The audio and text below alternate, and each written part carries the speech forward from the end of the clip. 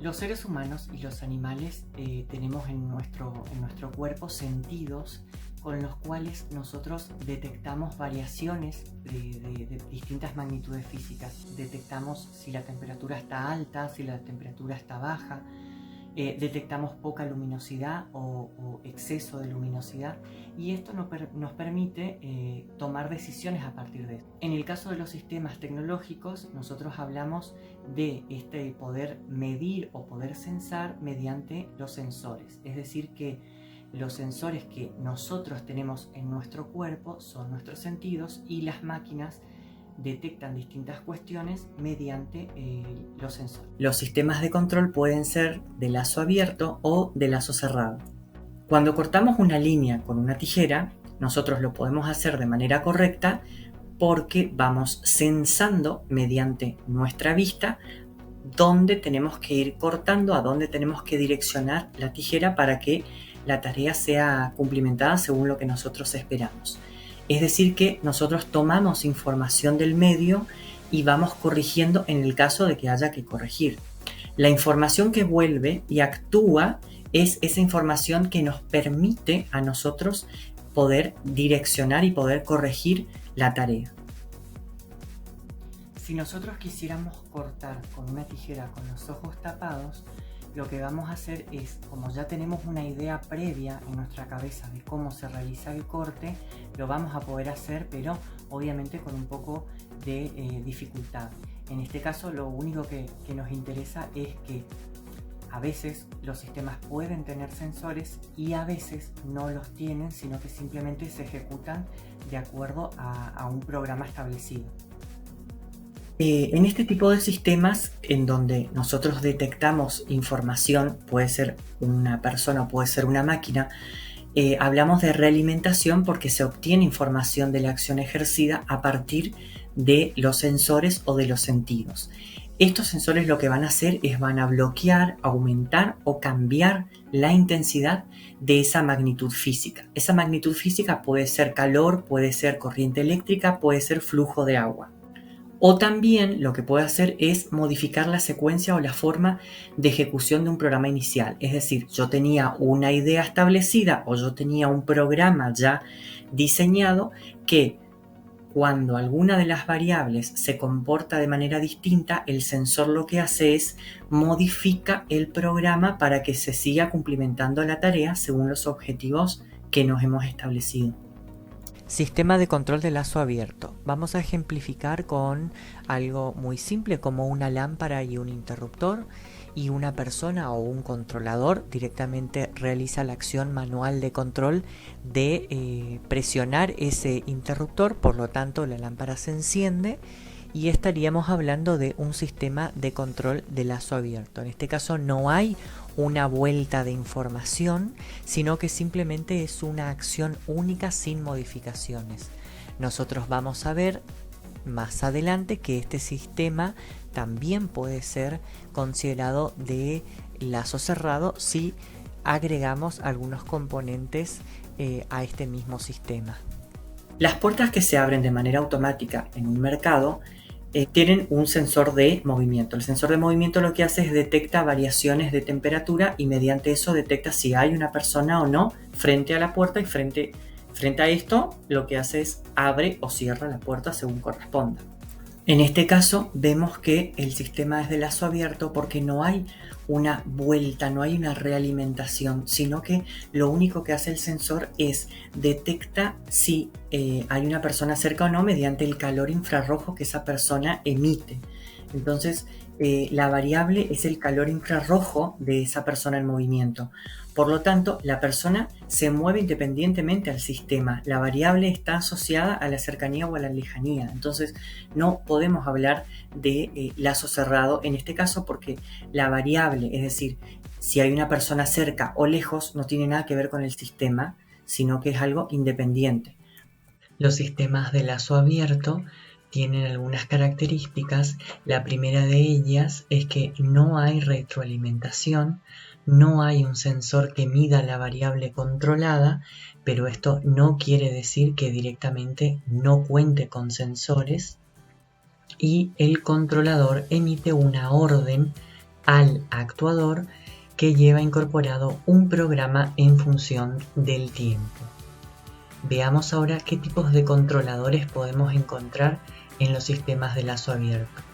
Los primeros son controladores mecánicos. Un ejemplo podrían ser las levas y también los tambores o disco de levas. Observemos las imágenes de una leva.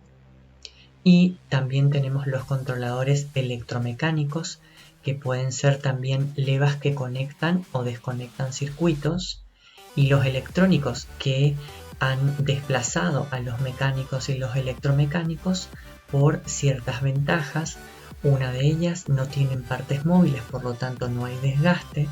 También tenemos que si hay que aplicar un programa de acción diferente, se aplica un programa, se cambia el programa directamente y se lo aplica. Y como última característica, pueden tener almacenados varios programas dependiendo de lo que uno va necesitando en el momento. Siguiendo con este análisis, los controladores electrónicos, que son los más utilizados actualmente, aparecen en las máquinas de control numérico computarizado, también pueden aparecer en robots industriales y por lo general no tienen sensores y operan a partir de un programa en función de una secuencia y no del tiempo. Veamos qué dicen los NAP con respecto a esto. En este caso, a nivel secundario, hay algunas cuestiones que aparecen que tienen que ver con los controladores eléctricos y mecánicos, electromecánicos, resolver problemas de control automático utilizando software específico y controladores. Los sistemas de control de lazo cerrado, en cambio, ya poseen realimentación, poseen esto de detectar cuestiones del medio y reconfigurar la programación del sistema. Vamos a tomar el primer ejemplo que habíamos tomado de un circuito eléctrico que tiene un interruptor. Si nosotros consideramos a la persona como parte de este sistema, esta persona va a estar detectando si hay iluminación suficiente o si no hay iluminación suficiente, y en base a eso va a ejecutar el presionado del pulsador o del interruptor que nos permite prender o apagar esta lámpara. En este caso sí podemos hablar de lazo cerrado momentáneamente si nosotros consideramos al usuario dentro de ese mismo sistema. En el caso del aire acondicionado tenemos un sensor que detecta la temperatura del ambiente y en base a eso enciende o apaga el motor de enfriamiento. En este caso la variable es la temperatura y esa misma variable es modificada por el mismo sistema, a diferencia de por ahí cuando hablábamos de la apertura automática de las puertas de un mercado, en donde la variable de si una persona está cerca o lejos no la controla el sistema. En este caso sí el sistema controla la variable, que en este caso es la temperatura. La plancha provoca calor y a su vez sensa ese calor provocado y de acuerdo a eso enciende o no su resistencia para que caliente o no la plancha. En este caso la variable es la temperatura. Y la plancha con su resistencia va a generar calor, pero a su vez cuando el calor exceda lo que nosotros hemos programado, va a el sensor detectar eso y va a mandar, por ejemplo, a apagar. El termostato de una plancha, por ejemplo, realiza distintas operaciones sobre la información y ahora vamos a ir enumerándolas una por una. La primera de ellas es el sensado de la variable controlada. ¿Cuál sería esa variable que vamos a controlar? En este caso es la temperatura. Y el medio técnico que nos va a ser útil para el sensado de esta variable, en este caso, es el sensor. La segunda operación es la comparación entre el valor sensado y el valor deseado o el valor de referencia. En este caso va a ser el rango de temperaturas que es el esperado en el que funcione la plancha. El medio técnico que va a cumplir con esa función es el controlador. En tercer lugar, vamos a reconocer una tercera operación sobre la información y es la toma de decisión o respuesta. En este caso, si hay que conectar o hay que desconectar la resistencia de la plancha, y eso lo va a ejecutar el controlador. Y por último, la actuación sobre la variable manipulada, que no es la variable controlada. En este caso es la energía eléctrica y la decisión tomada es enviada al interruptor. En este caso, el medio técnico del que estamos hablando es el actuador. Todo esto forma parte de lo que tiene incorporado la plancha, que se llama termostat. El concepto de sensor es importante tanto para los sistemas de control de lazo abierto como en mayor importancia quizás en el caso de los sistemas de control de lazo cerrado. La función del sensor es recoger información sobre el estado de una variable. Esa variable puede ser temperatura, puede ser luminosidad, etc. Y presenta dicha información de modo tal que pueda ser interpretada por quien va a tomar esa decisión. El sensor puede tener un elemento que es capaz de recibir directamente a la variable, como es el caso de si se está midiendo la presión de un fluido. En este caso un conducto, una cavidad podría ser lo que se conecte directamente con esta variable, o también puede ser alguna parte metálica que se conecte con la temperatura, por ejemplo.